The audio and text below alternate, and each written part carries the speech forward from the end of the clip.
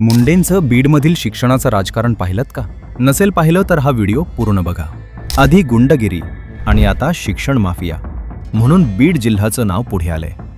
बीडचा बिहार होतोय हे म्हणायला आता काहीच हरकत नाही.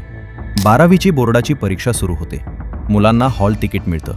त्यावर परीक्षा केंद्राचं नाव असतं यशवंतराव चव्हाण कनिष्ठ महाविद्यालय परळी. पण मुलं जेव्हा परीक्षा केंद्रावर पोचतात तेव्हा दिसतं कॉलेजचा बोर्ड एका रहिवासी बिल्डिंगला लावलाय. तिथे कोणतं कॉलेजच नाहीये.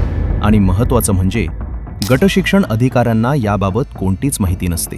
तिथून मुलांना परीक्षेसाठी एका शाळेत नेलं जातं जिचं नाव असतं शारदा विद्या मंदिर जिरेवाडी.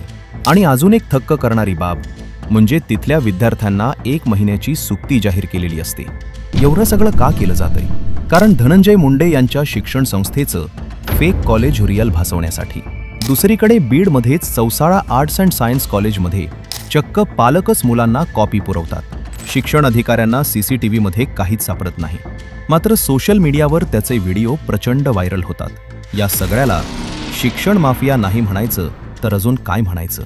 आपल्या देशात शिक्षण हे नॉन प्रॉफिटेबल असताना नेत्यांची इंटरनॅशनल स्कूल्स उभी राहतात आणि त्यातून ते बक्कळ पैसे कमावतात. आणि काही तर असे फेक कॉलेज दाखवून जनतेच्या मेहनतीचा पैसा सबसिडीच्या मार्गानं खिशात घालतात.